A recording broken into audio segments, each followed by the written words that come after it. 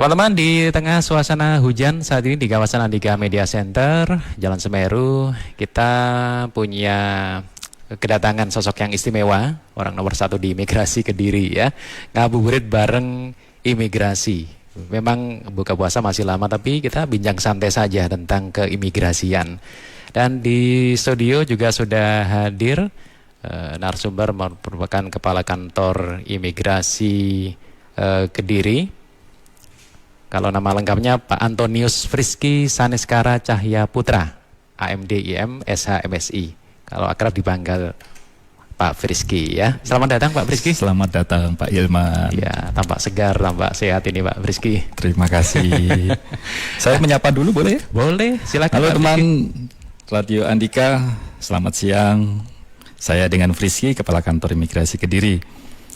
Silakan jika nanti ada waktu sharing dengan kami, mudah-mudahan kami dapat memberikan jawaban yang dapat menambah kepercayaan rekan-rekan terhadap kantor imigrasi Kediri. Ya, banyak wawasan tentunya akan dibawa nanti ya. Betul. Ya, secara agenda apa ini Pak Friski untuk yang bisa dibawa ke teman-teman pendengar nantinya?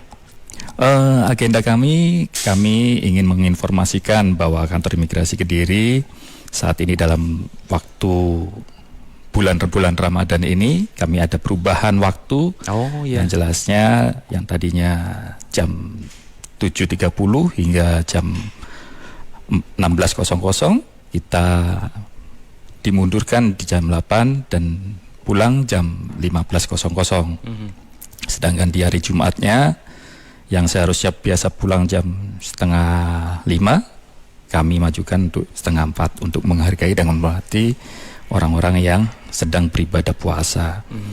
Dan kami juga memberikan informasi kepada teman-teman Radio Andika bahwa kami selain di kantor imigrasi, kami juga memberikan layanan di MPP Kota Kediri di hari Selasa dan Kamis. Layanan itu memang masih berupa layanan informasi yang bisa kami berikan karena berkaitan dengan sistem yang kami sedang bicarakan lagi dengan Kepala Dinas.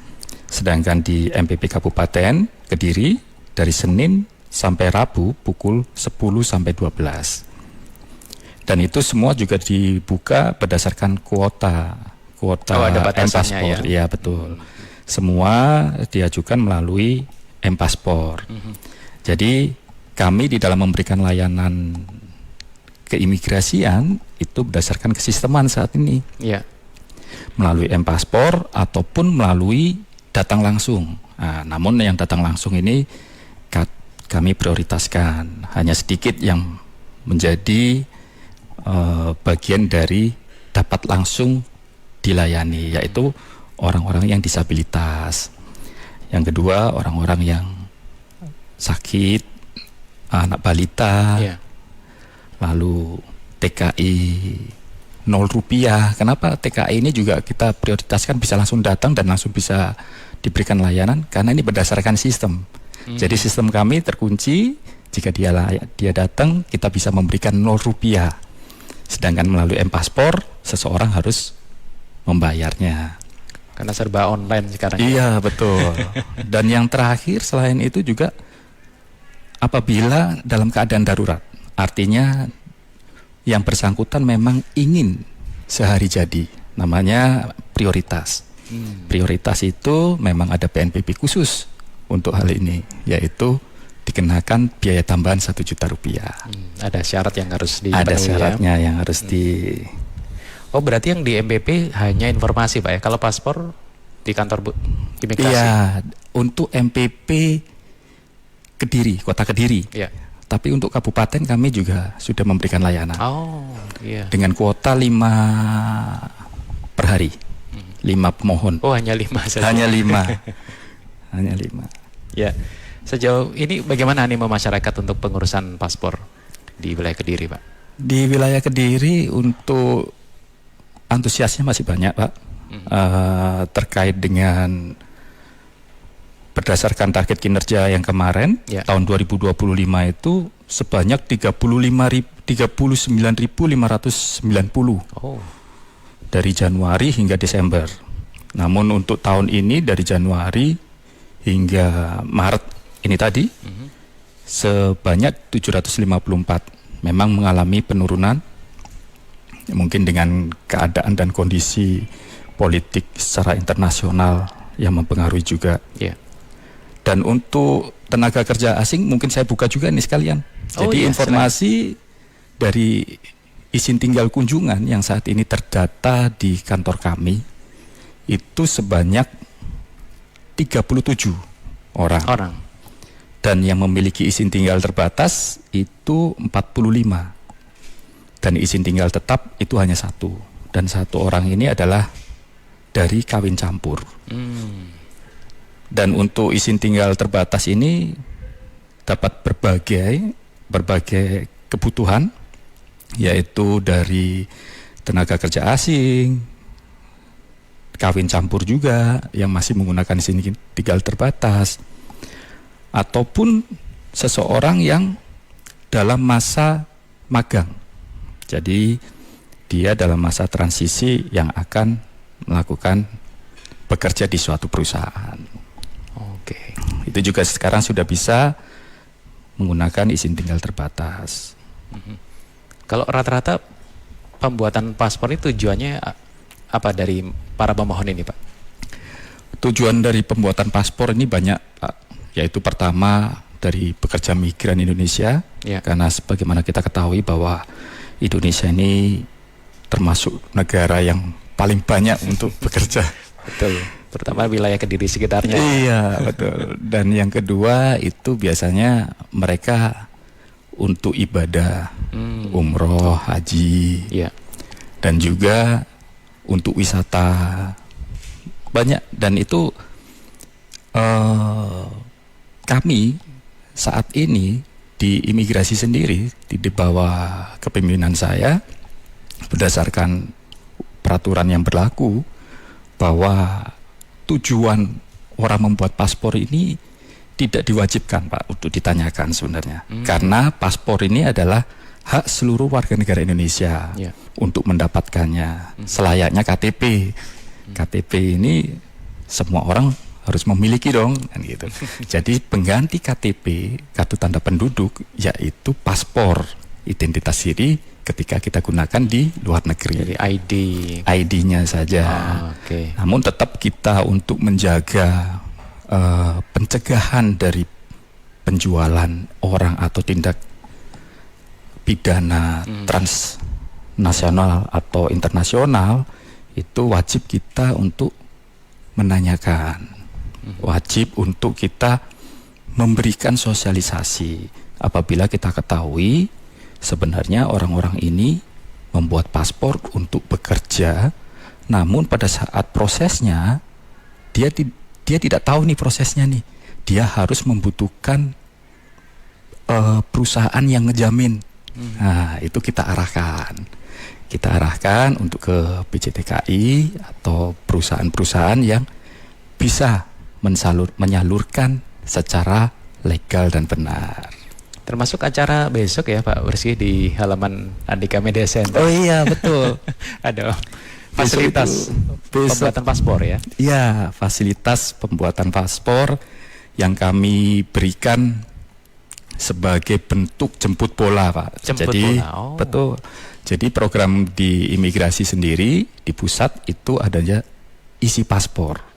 Jadi isi paspor ini adalah jemput bola di mana beberapa sekelompok atau beberapa orang yang memiliki minimal 50, Pak.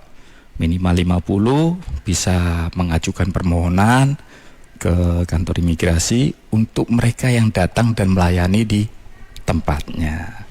Jadi nggak usah mungkin antri di kantor gitu. Iya, kemungkinan kan kebanyakannya kami ini berdasarkan kuota M-Paspor, dan sekarang kan kuota sudah besar juga, Pak. Jadi sudah tidak repot lagi nih.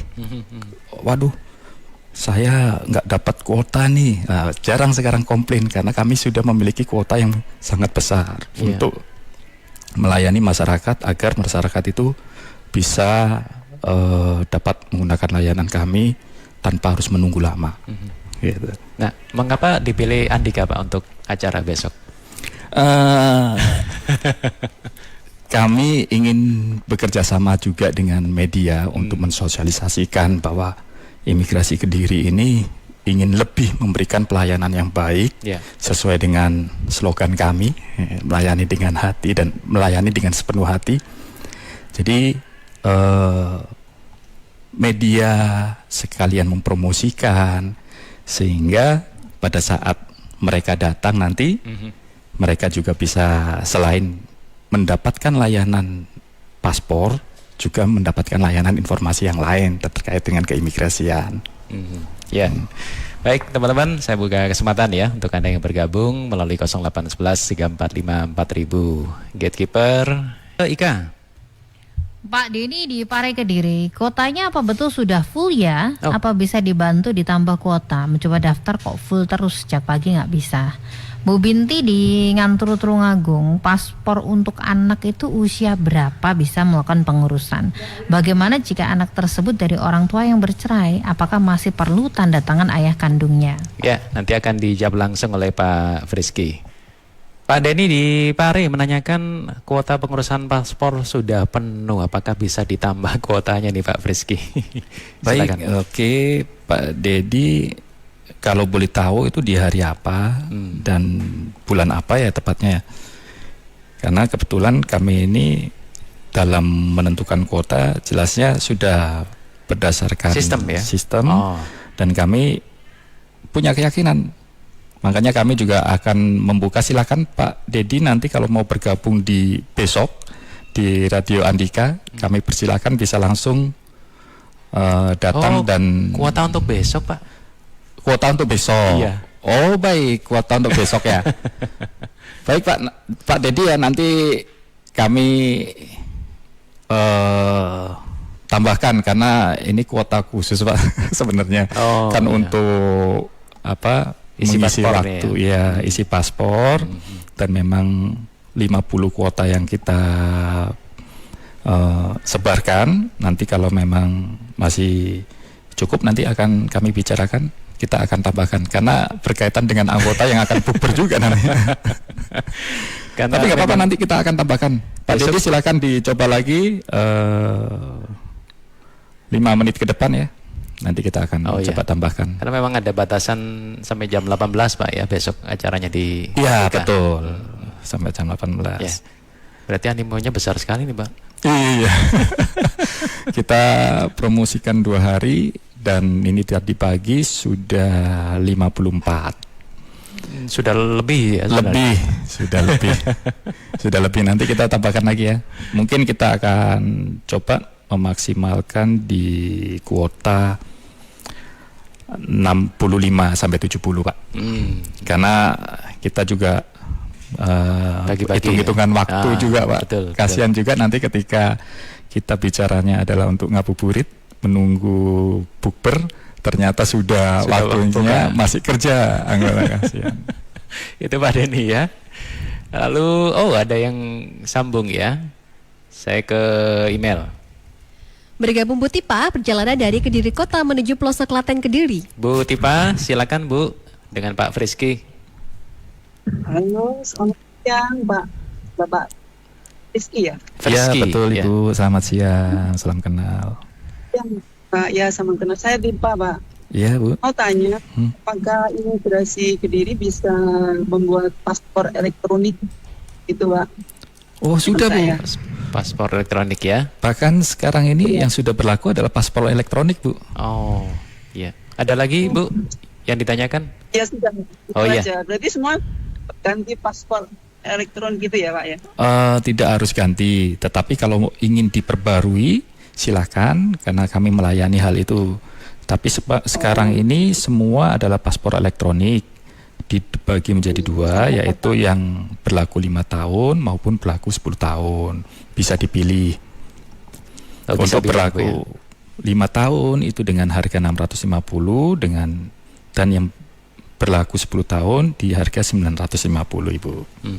Itu Bu Tipah ya. Untuk persyaratan sama dengan yang paspor biasa? Persyaratan sama, yaitu yang harus diwajibkan adalah KTP dan KK, dan yang ketiga adalah akte. Akte ini bisa diganti juga dengan ijazah, maupun dengan surat baptis, namun atau akte nikah, namun semuanya penggantian itu harus ada yang menyatakan keterangan tempat tanggal lahir, nama yang bisa kami cocokkan dengan KTP dan KK. Gitu. Oke, itu Bu Tipa ya. Bu Binti tadi menanyakan tentang paspor untuk anak usia berapa, Pak? Oh, sudah bisa. Untuk Bisa, paspor anak sekarang memang tidak. Kalau dulu paspor anak itu menempel dengan ibunya. Tapi untuk saat ini paspor anak sudah bisa dibuatkan. Sejak dini pun jika memang dibutuhkan, silakan. Ya. Kalau orang tua bercerai gimana, Pak? Apa perlu ayah kandung datang atau tanda tangan? Betul. Jadi untuk yang bercerai kami tetap membutuhkan untuk orang tuanya datang ataupun bisa menyatakan bahwa hak asuh itu ada di siapa. Itu untuk menghindari kami bahwa anak ini ada sengketa, sengketa hukum, dibawa lari dengan salah satu orang tua yang tidak memiliki hak asuh. Jadi harus dipastikan dulu. Harus dipastikan statusnya dan KTP kakak kedua orang tua itu tetap harus dilampirkan.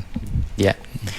Itu Bu Binti, saya masih bersama Kepala Kantor Imigrasi Kelas 2 Non-TPI Kediri, Pak Antonius Friski Saniskara Cahya Putra, bicara tentang keimigrasian. Nah, Anda bisa juga sambung ya melalui 0811 345 4000.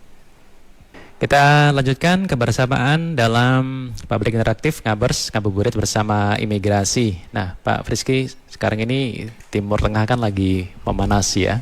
Ya, Konflik di sana dan bagaimana penyikapan dari teman-teman imigrasi, Pak Friski?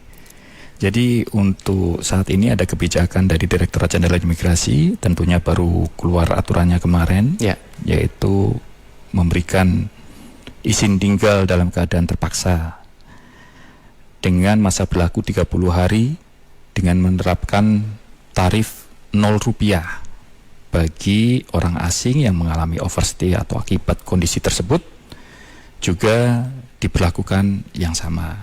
Itu adalah bentuk perhatian negara terhadap para negara-negara yang berkonflik. Tentunya hal ini juga nantinya ke depannya pasti akan berimbas terhadap kita, terutama terhadap warga negara yang sedang berkonflik atau perang yang akan tinggal di sini. Seperti Banyak itu, Pak. penerbangan yang cancel ya, Pak? Iya, betul. Selain penerbangan cancel, jadi yang ditawarkan negara kita adalah bagi orang asingnya sendiri juga tidak dikenakan biaya-biaya tambahan lagi. Baik. Teman-teman yang sudah sambung melalui 0811 345 4000 dari tim Gatekeeper, email. Mbak Rebecca di Kediri Kota, apakah jika tidak memiliki akta kelahiran atau ijazah yang dimiliki itu cacat atau rusak, apakah tetap bisa membuat paspor?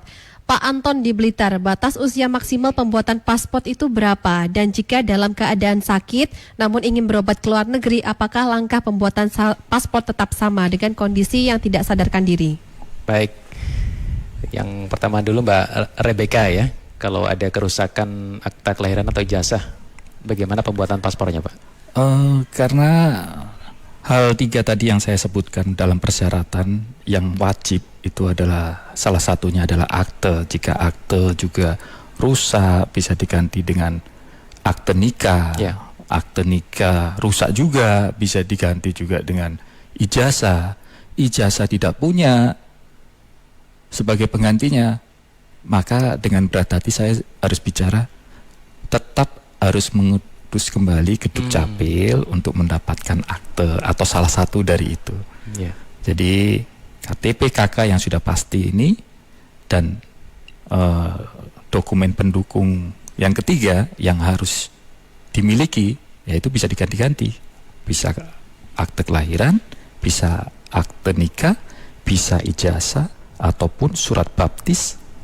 Nah, ini bisa 4 ini. Ini 4 ini atau ya, jadi bisa mana aja yang bisa dimiliki, salah satunya bisa mengurus. Karena memang aturannya demikian, Pak. Iya, betul. Iya. Baik, itu Mbak Rebecca ya. Jadi mungkin ke Dispen Dukcapil terlebih dahulu ya sebelum ke teman-teman imigrasi. Pak Anton, tentang batas usia maksimal pembuatan paspor. Untuk pembuatan paspor tidak ada batasan maksimal. Jadi berapapun usianya bisa membuat paspor di kantor imigrasi Kediri. Andaikan ini tadi juga mungkin pertanyaan lanjutan, orang ini sudah sepuh ataupun orang ini sudah sakit dan tidak bisa sesuai dengan persyaratan, silakan menghubungi kami.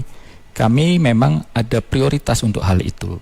Nanti kami yang akan datang dan kami akan melakukan proses pembuatannya di rumah yang bersangkutan. Oh, bisa di rumah ya? Betul. Dengan catatan atau persyaratan bahwa memang dia untuk berobat. Jadi dia membutuhkan paspor itu untuk berobat ke luar negeri, dan ketika melakukan prosesnya tidak dapat dilakukan karena kondisi yang sakit. Ya, dan untuk persyaratan tetap sama. Persyaratan ya, Pak, ya? tetap sama. Kalau biaya paspor sekarang? Biaya paspornya tadi dibagi menjadi 2, yaitu paspor elektronik yang 5 tahun itu seharga 650, dan yang 10 tahun seharga 950. Ya, tinggal pilih ini kebutuhannya sampai berapa lama. Betul. Kalau lebih panjang 10 tahun ya. Ya teman-teman, kita masih bersama Ngabers ya, ngabuburit bareng imigrasi. Ada Pak Antonius Friski Saniskara Cahya Putra, Kepala Kantor Imigrasi kelas 2 non TPI Kediri. Di studio Andika Media Center masih ada Pak Antonius Friski Saniskara Cahya Putra, Kepala Kantor Imigrasi kelas 2 non TPI Kediri. Kita banyak berbincang tentang keimigrasian, tentang paspor, dan tentu kantor imigrasi Kediri di bawah kepemimpinan Pak Friski sudah ada pencapaian ya di tahun lalu, terus ada target di tahun ini. Apa yang ingin juga disampaikan Pak Friski? Baik, untuk target kinerja kami di tahun 2025 untuk permohonan paspor itu sebanyak 39.500, dan untuk sepanjang tahun 2025 juga di Januari hingga Desember untuk ITK-nya, izin tinggal kunjungan itu sebanyak 341 warga negara asing, dan izin tinggal terbatasnya sebanyak 395, dan izin tinggal tetapnya 18 warga negara asing. Sedangkan untuk tindakan keimigrasian yang artinya pelanggar-pelanggar orang asing yang dikenakan secara pro justisia sebanyak 4 orang, sedangkan yang dilakukan dengan pemberian tindakan administrasi keimigrasian berupa deportasi dan pencekalan sebanyak 18 WNA. Oh, banyak juga ya? Banyak, lumayan. Namun pada saat ini sudah mengalami penurunan, karena di awal tahun 2025 kami sudah melakukan proses pro justisia. Artinya proses dalam melakukan penyidikan itu sudah dimulai di awal tahun 2025.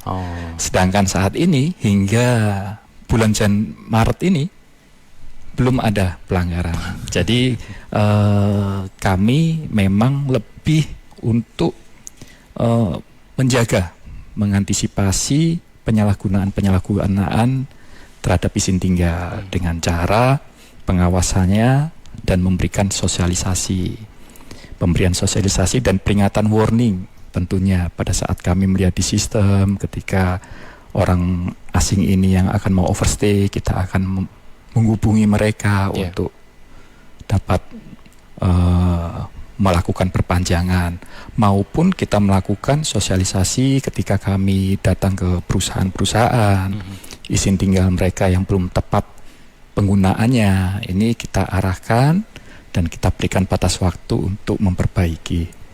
Karena tentunya dengan semangat yang baru, dengan sistem KUHP yang baru juga, ini kita juga kita sinkronkan dengan kebijakan-kebijakan kita, ya kita lebih ke menjaga dan memberikan pelajaran, mensosialisasikan aturan kita untuk tidak langsung ditindak. Jadi ada step by step yang dijalani ya. Betul. Kalau yang dideportasi rata-rata apa Pak? Overstay ya? Ya terakhir itu kebanyakan memang overstay.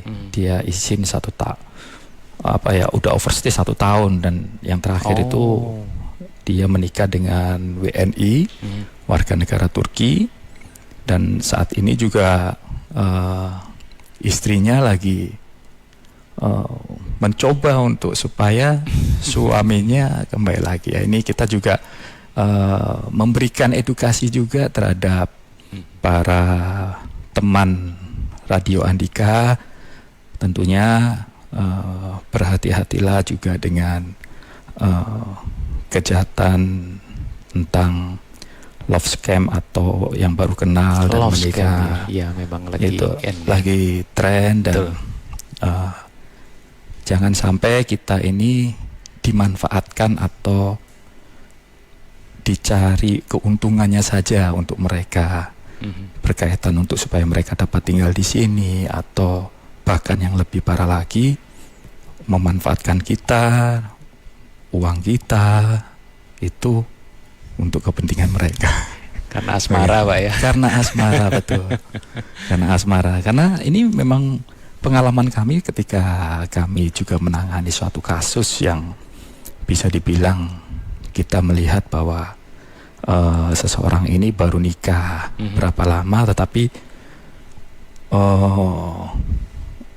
istilahnya menuntut kita untuk memberikan permintaan maaf atau membantu orang ini supaya tidak terjerat hukum keimigrasian atau supaya tidak dideportasi. Ini juga suatu pengalaman kita juga.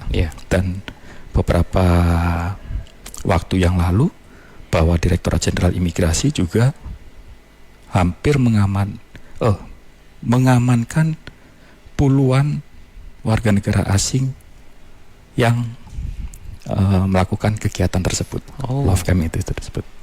Jadi banyak merugikan, dan itu merupakan prestasi, dan saat ini dalam proses pro justisia. Ya, saya kembali beri kesempatan untuk teman-teman di Gatekeeper. Bu Tiara di Wates Kediri, terima kasih ya, kuotanya sudah ditambah. Akhirnya bisa daftar ini tadi, bisa ikut daftar. Terima kasih teman-teman imigrasi. Mbak Marta di Kudu Jombang, apakah benar pemegang e-pasport bisa menggunakan autogate ketika di bandara tertentu? Mengapa ya harganya e-pasport ini lebih mahal atau ada selisihnya? Saya masih bersama dengan Pak Antonius Friski Saniskara Cahya Putra, Kepala Kantor Imigrasi Kelas 2 Non TPI Kediri. Langsung diapresiasi Pak penambahan kuotanya. Saya cek juga kuotanya nambah ini. Siap. Respon cepat ya. Ya. Jadi ketika kita melihat bahwa antusiasnya banyak, kami akan menambahkan, dan sekarang jumlah kuota sudah 70 dan sekarang tinggal 16. Wah, cepat sekali. Ya, tinggal 16. Tinggal 16. Silakan, kami tetap membuka, dan mudah-mudahan bisa 70 itu memang bisa terserap semua. Terserap semua. Ya, karena besok acara jam 3 sore, Pak ya. Betul, jam 3 sore sampai jam 6. Layanan di keimigrasian di halaman Andika Media Center, Jalan Semeru nomor 293 Kota Kediri. Tadi ada pertanyaan Mbak Marta tentang pemegang e-paspor, Pak, yang lewat autogate ya di bandara tertentu. Baik, saya akan menjelaskan kenapa e-paspor itu bisa dapat melalui autogate. Ini juga kabar gembira juga, bukan hanya e-paspor, paspor biasa pun sekarang sudah bisa melalui autogate. Dan kenapa e-paspor itu harganya lebih mahal dengan paspor biasa? Tentunya ini berkaitan dengan security picture yang ada di paspor tersebut. Jadi lebih aman ya Pak? Lebih aman. Tentunya jika hubungan kita terkait dengan paspor itu adalah antar negara, Pak. Jadi paspor kita ini bisa dibilang ketika kita kemarin bertemu dengan kedutaan Amerika dan mereka menilai paspor kita itu termasuk paspor yang kuat, Pak. Paspor yang bisa diukur di atas sedang. Sedangkan yang di bawah kita seperti paspor Zimbabwe atau negara-negara yang bahkan negara Asia aja, kita jauh lebih bagus daripada paspor Vietnam atau Myanmar. Jadi kebanggaan tersendiri. Iya, betul, karena memang security picture-nya di situ banyak, dan keuntungannya adalah ketika kita menggunakan e-paspor ini yang kerjasama dengan negara-negara yang memiliki autogate juga. Contoh adalah Jepang. Ketika kita mendaftarkan, kita datang dulu ke kedutaan. Tentunya kita nanti juga waktu datang ke negara mereka, ke Jepang, kita tidak harus ke counter. Kita juga bisa melalui autogate-nya mereka. Saling berbalas ya. Saling berbalas. Begitu. Ya. Kalau paspor kita paspor biasa, kalau kita ke negara lain yang sudah memiliki autogate, kita terpaksa harus antri juga Stempel, gitu, stempelnya. Sedangkan ini dengan e-paspor yang sudah kerjasama, nanti kita Lebih di cepat. negara orang juga lebih cepat. Itu keuntungannya. Ya. Nah, Pak Rizky, ini menyambut acara besok ya, ngabers bersama teman-teman imigrasi. Apa yang pesan-pesan yang ingin disampaikan, Pak Rizky? Baik, teman Radio Andika, kami dari kantor imigrasi Kediri tidak hanya memberikan layanan paspor saja, tapi juga memberikan layanan keimigrasian berupa izin tinggal bagi orang asing yang mungkin suami, istri, anak yang berkewarganegaraan asing. Silahkan datang ke kami, dan kami juga ingin memberikan manfaat selain layanan keimigrasian. Contohnya di dalam masa Ramadan ini, di kantor kami setiap harinya selalu berbagi takjil. Jadi kalau melewati di jam-jam 3, mampirlah, pasti ada kami di sana. Itu bentuk kami, kepedulian kami untuk masyarakat Kediri, dan juga kami berkolaborasi dengan pemerintahan daerah terkait penanaman bibit kelapa, maupun kita juga memberikan kerjasama juga dengan Kepala Desa Grogol. Banyak hal yang mungkin kita bisa berbagi untuk kemajuan masyarakat Kediri. Tentunya di Pemda Kabupaten kami juga sudah membuka juga layanan keimigrasian di Bandara Airport yang mungkin saat ini belum berjalan untuk bandara internasionalnya atau penerbangannya belum ada. Tetapi harapan kami ke depan, kami bisa memberikan lebih untuk masyarakat Kediri dari kantor imigrasi non-TPI Kediri. Ya, termasuk kolaborasi dengan Andika, Pak ya? Iya betul. Oh iya, salah satunya itu, Pak. Jadi Radio Andika ini kenapa kita pilih ya? Karena memang Radio Andika ini banyak temannya. Jadi banyak yang mendengarkan, banyak animo yang diberikan Radio Andika ini, sehingga kami juga memilih supaya informasi kami ini tersampaikan ke masyarakat. Ya. Sehingga ini loh kami itu, jadi profil kami itu jangan tahunya kami yang bermasalah, menakutkan, datang, bahwa kami ini memberikan layanan sangat mudah sekali. Jadi kami juga berharap hindari teman-teman Radio Andika untuk pengurusan itu melalui pihak ketiga atau melalui orang lain, yang seharusnya itu bisa dilakukan sendiri dengan mudah sebenarnya. Iya. Jadi kita sama-sama menjaga supaya tidak melalui pihak ketiga atau melalui calo, atau yang nantinya sebenarnya bukan informasi dari kami, informasi dari orang, itulah yang menyebabkan terjadi kesalahpahaman. Ya. Jadi saya ajak para teman-teman Radio Andika, apapun yang berkaitan dengan imigrasi, silakan datang sendiri dan rasakan pelayanan kami yang benar-benar dari hati. Ya, Gitu. kalau teman-teman juga menyimak streaming AG23 ya, terlihat Pak Rizky murah senyum, sangat humble ya. Ini cerminan dari imigrasi Kediri. Terima kasih, mudah-mudahan kita bisa terus berkolaborasi di kesempatan mendatang. Pak Rizky sehat selalu, sukses buat tim. Siap, terima imigrasi. kasih Pak Ilman. Ya. Mudah-mudahan Radio Andika semakin sukses. Amin. Dan Sama-sama. menjadi perantara kami dengan masyarakat untuk memberikan informasi yang benar-benar bisa dipertanggungjawabkan, benar-benar update dan tidak menghindari hoax lagi ya. Betul. Istilahnya kita benar-benar dari Radio Andika ini Valid ya. valid. intinya. Iya. Ya. Baik, demikian teman-teman Ngabers, ngabuburit bareng imigrasi langsung bersama Kepala Kantor Imigrasi kelas 2 non TPI Kediri Pak Antonius Friski Saneskara Cahya Putra. Kita berjumpa di kesempatan mendatang.